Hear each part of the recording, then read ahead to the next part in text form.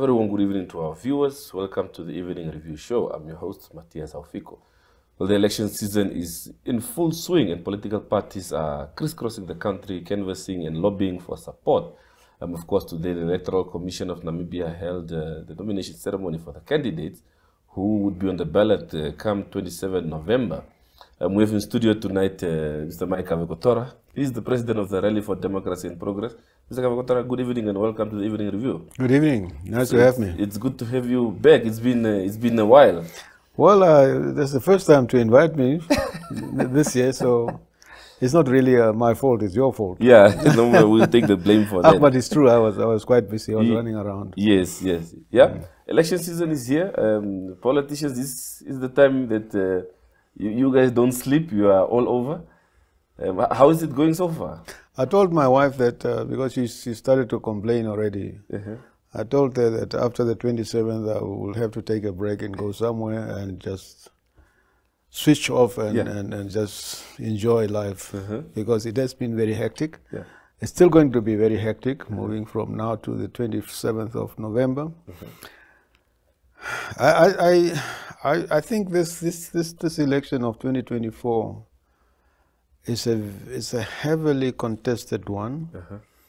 It's one election that, in my view, we are now at a crossroad. That is one of the reasons that I got out of Parliament, to have enough time to prepare the party for this election. Yeah. It is also, it requires a high degree of maturity, political maturity, because anything can go wrong. Anything can go wrong, and that's why I'm also worried about some of the development with ECN. You know, telling people now, stakeholders, that they cannot go through the normal process of the tender process and they have to select a printing company in this type of an election. It's just a build-up to problems moving forward, because in my view, that will be the beginning of a challenge moving forward, because, I mean, normally transparency requires prudent way of doing things. Yeah. But to wait until the last minute and then tell your stakeholders that you can't do, you know, the proper way and you have to find shortcuts to print papers, to me that is inexcusable. Yeah. There was no justification whatsoever for that. So it's going to be interesting. Yeah.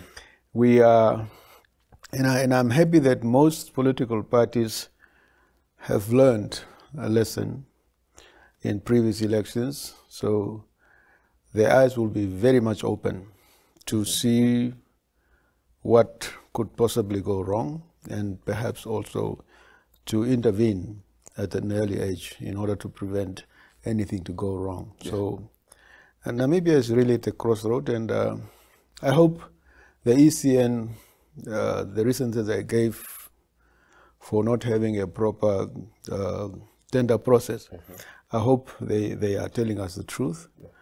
And I hope that they are determined to have a free, fair and credible election come the 27th of November 2024. Because in the absence of that, democracy will be challenged. Democracy could be thrown out of the window.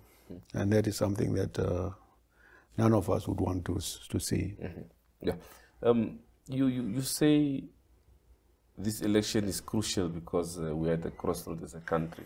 And most parties have been speaking along those lines, that this is a do-or-die moment, these elections are the most important since 1989.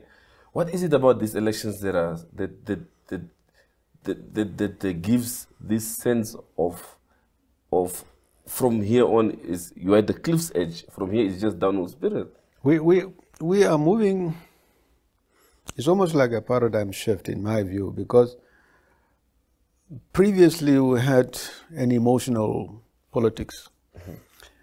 People voted on the basis of historical alliance and emotional, who liberated this country was an issue. My parents were, they belong to this political party, therefore I will toe the line and basically vote for that. But one of the biggest change, or the biggest determining factor this time around, in my view, is the youth. You see, the youth is a totally different segment with different characters also, because the youth have got a much better understanding of what they define as, or what they expect from independence. You cannot go to youth, and I experienced that myself. You cannot go to the youth and simply say, vote for me because I was responsible for liberating this country. To them, that does not make any sense. It's a question of what's in it for me. How do you satisfy my needs as a youth? And they have specific issues that they're focusing on. They will, as a matter of fact, they will be the one to interrogate you, say, what, you want my vote. What are you going to do about employment creation? What are you going to do about the housing issue? What are you going to do about the 800 people who are dying of hunger in Omaheke? You know, they are more issue-based as opposed to emotionally voting pattern. So that change in pattern, in my view, is quite significant. It will challenge us as politicians to not only come to the youth and expect them just to follow us blindly. That blind trust is also diminishing. People are looking for issues. How do you address issues, and what are you going to put on the table? How are you going to change the current situation? Because, I mean, they went through, they observe what happened over the period of 34 years. So they want to see how you're going to change the status quo. And so that to me is quite significant, because it's not business as usual. The paradigm shift you're talking about, if you have to juxtapose it with the traditional ways that our political organizations have been operating over the years, do you think parties have evolved to meet the demands of that comes as a result of this shift that you referred to earlier on? It will be to our disadvantage if we don't adapt and we move along with the current scene. Because if we, you see, that's why I'm saying that in the past it was an issue of blind trust and blind followers, and I think now you have to follow the expectations and the demand of the voters. So from that perspective, it's no longer you in control. It's you satisfying the need of the customer, and in this case, the voter. So they put certain things on the table. Well, obviously, I'm talking. I'm not generalizing it. I'm talking to a specific segment of the market. Obviously, there will be people who will still continue to vote traditionally because of that value system that is stuck in their mind. But apart from that, you have a much bigger segment, which is the youth that will want to lead you, not the other way around. So I think you need to speak to their need, and I think any political party that believes that they can still garnish votes from the traditional way of politics, they are totally wrong. Another aspect, as far as the youth is concerned, we've seen this time around most of the parties on their parliamentary lists. Most of them have young candidates on those lists, as young as 21, 22. And this is something that's unheard of in the past. What brought about this shift? And is it a genuine move towards youth empowerment, or is it a thing of, let's just have someone there because there is a big constituency there called the youth, and we need their votes, so let's sort of appease them? Is it really a genuine attempt to get the youth on the table of where decisions are made? I think when you are pressurized to move in a certain corner, you can either move systematically, or you can be forced to overreact. I think in some instances I see an overreaction by some political parties, bringing in the youth. And that to me is also somewhat dangerous, because I don't think that the youth that are out there will simply vote for a youth simply because they are 21. Again, the question will be, what are you going to deliver? So, and I think that overreaction, in my view, is also very dangerous, in the sense that as much as the youth need to lead, there is also a degree of experience that you have to build into the system to make sure that you balance the youth who are quite aggressive, who want things to be done quicker, who might even burn fingers simply because they are still going through a learning process. So I think if that balancing act is not in place, then you might find that some political parties simply overreacted, and that will be to their detriment, in my view, because the experience, because I mean, for instance, if I face a situation or a problem there, because of what I've gone through in life, I would say, okay, I had a similar problem when I was the CEO of Transnamib or Telecom, and that's how we resolved that matter. Therefore, I can basically draw from that experience and resolve this matter. But if somebody never gone through that process, you find that you know, sometimes the decision-making process will ignore some of the variables that could influence the outcome of whatever you put forth. So that's why I'm saying that there must be a balance between youth and experience in our political landscape. Otherwise, I don't think that we will get what we are expecting from the youth. Yeah. Well, Mr. Kavekotora, we wait for a short commercial break, and we'll be back to continue this conversation. To our viewers, wait for a short break. Stay tuned.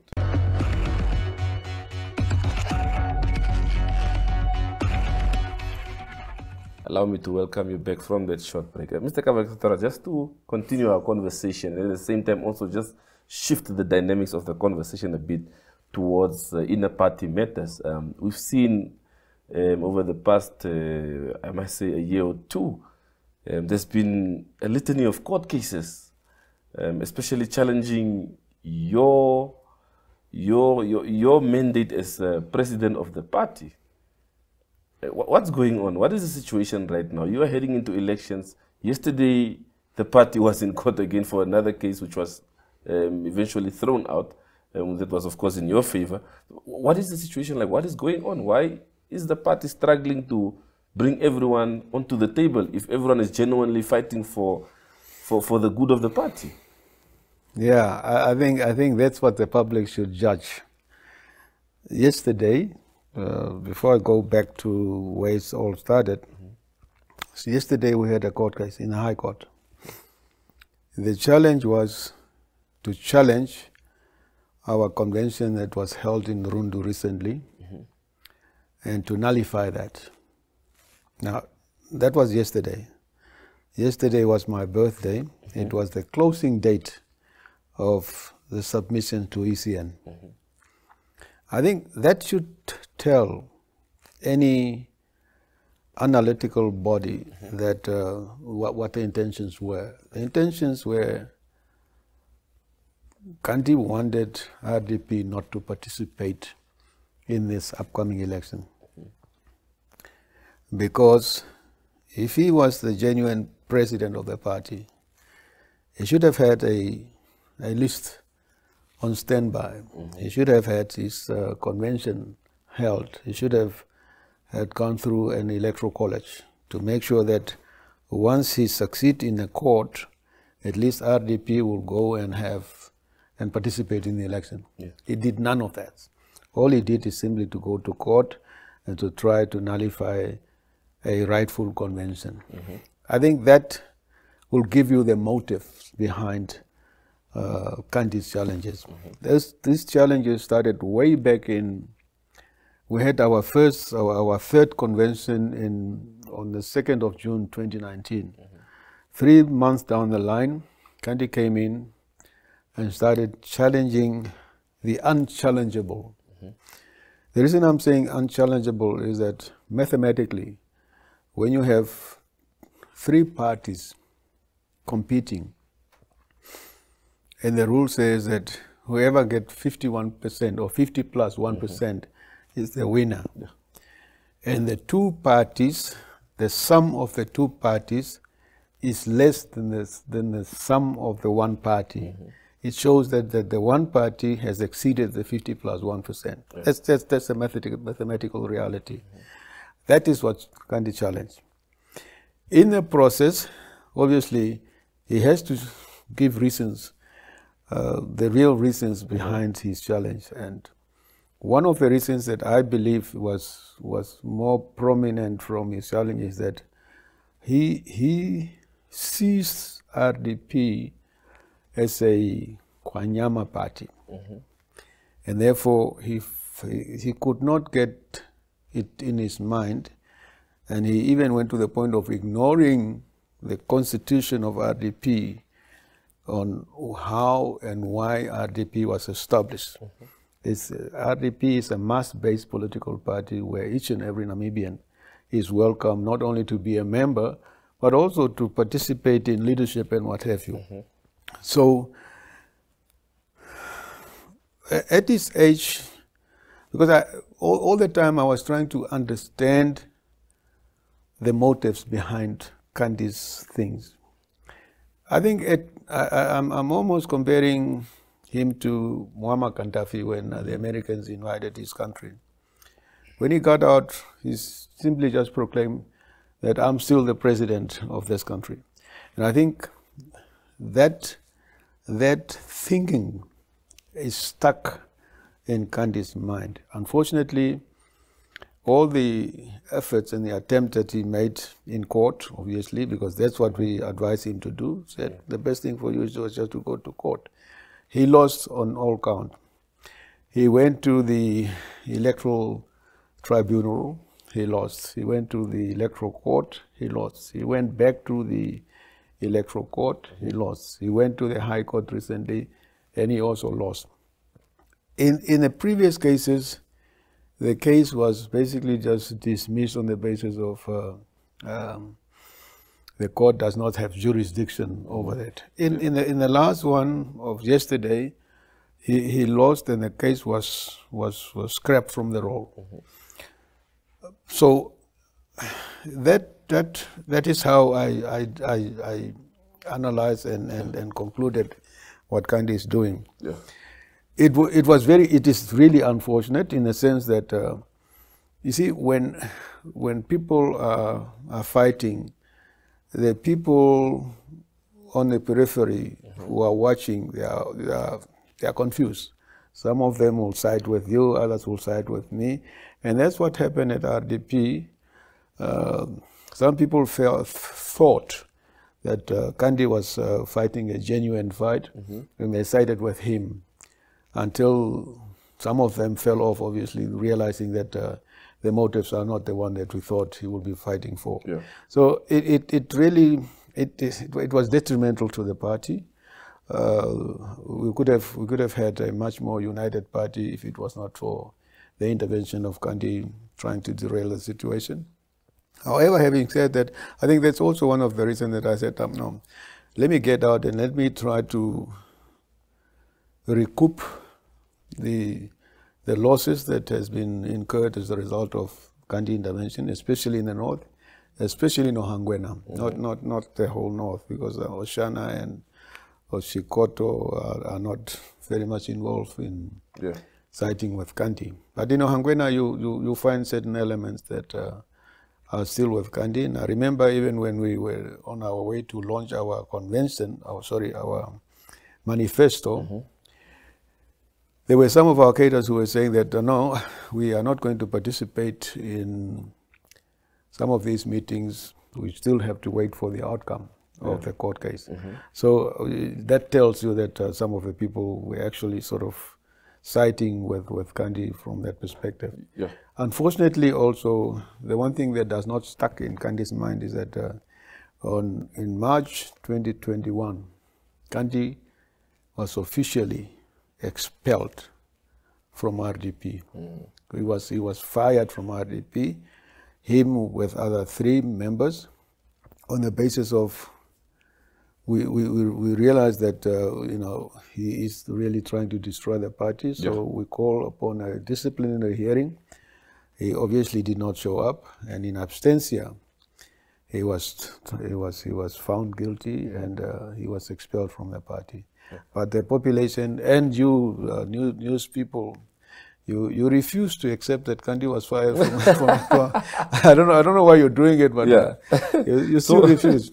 Yeah. You call him the president of RDP, but at least the court now have demonstrated to you that there's only one genuine president of RDP, and that's Kavekotora, who was now, on the 7th of September, re-elected unanimously in Rundu. So, of course, you've mentioned how this situation has impacted the party. When you went for your launch of the manifesto, some members decided to stay away. What is the party doing to manage this situation with elections, of course, fast approaching? This could see you mentioned that you feel Kandi thinks this is still a Kwanyama party. And that vote, Hangwena vote, how are you managing the situation? No, I'm not talking in absolute terms. I'm honestly speaking. I mean, when we were in Ngwediva recently, when we launched our manifesto, there was a bus that came from Hangwena. I intentionally also held most of our National Executive Committee meetings in Ohangwena for people to see that RDP is still alive. I remember once where we were supposed to have our meeting at 9 o'clock in the morning on Saturday. I talked to my colleagues, my leaders, and I said, no, let's go through the streets of Helauna Findi with our party attires on and just see the reaction. The reaction was overwhelming. It was like, wow, are you guys still around? I said, yeah, we are alive and kicking. I think that time we recruited about 50 young people just on the spot before we had our meeting at 2 o'clock. So what I'm saying is that we have teams on the ground. We also have teams in Ohangwena at the moment. We dispatch our election material to the whole country, and the response is positive. I haven't seen a negative response in Ohangwena simply because of Kandi, and I'm sure that now that the people also knows that Kandi is no longer a factor and Kandi has lost all these challenges, I'm sure some of the people who decided to go somewhere else, it's not a question of being sure, it's a question of some people have already started to talk to us and say they would want to come back to the party. So I'm positive. From that perspective, obviously, we could have done better. But I also look at some of our colleagues' manifesto, and I really believe we have a better manifesto. We have something quite significant to offer the Namibian people, comparatively speaking.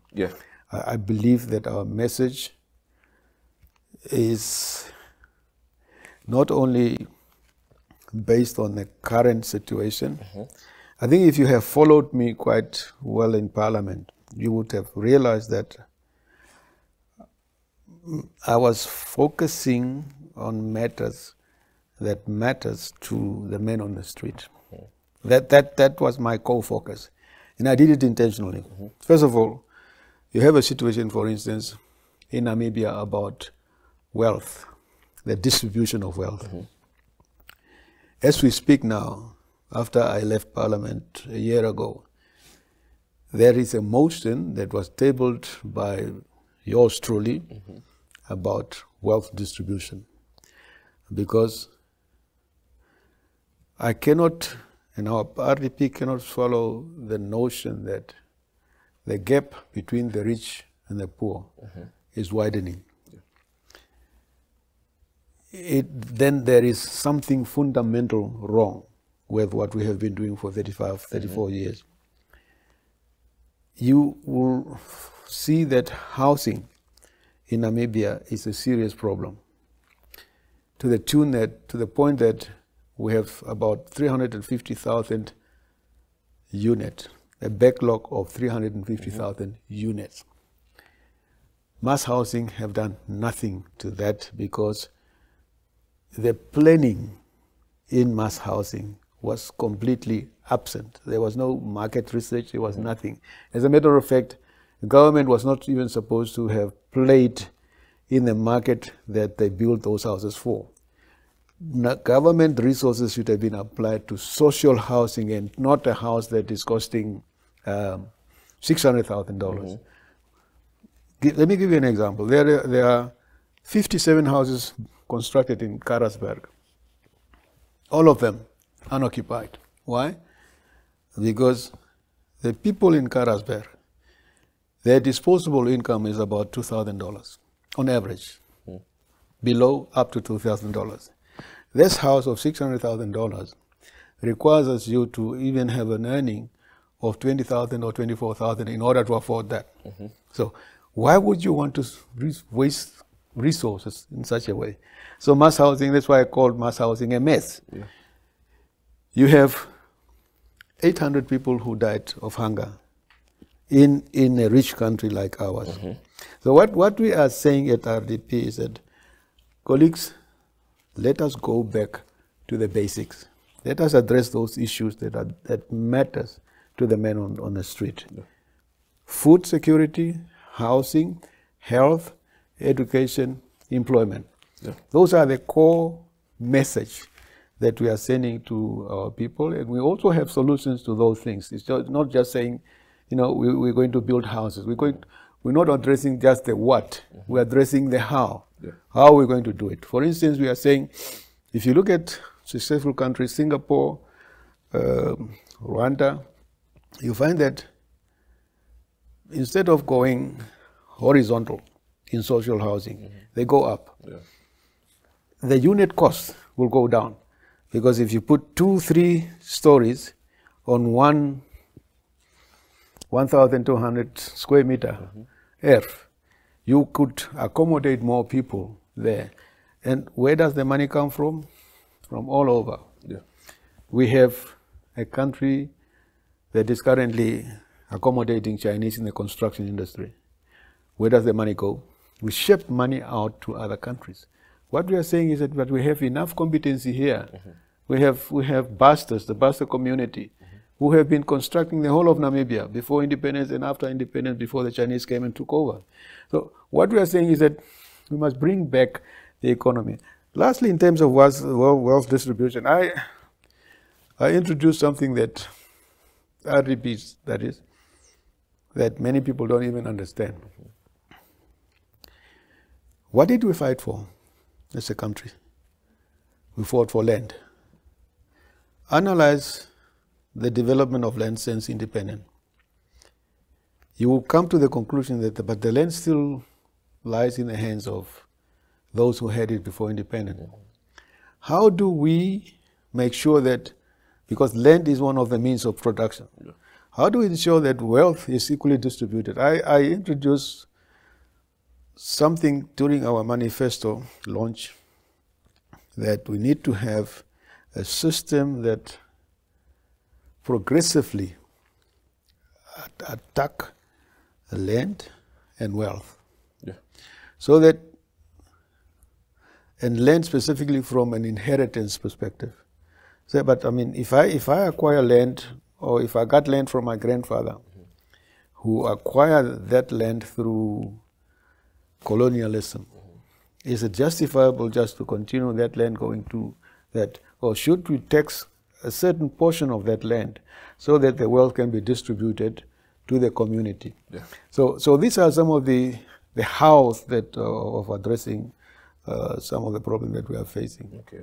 Yes, Mr. Kavekotora, thank you very much for your time this evening. We're done. And yes, you have to go and campaign.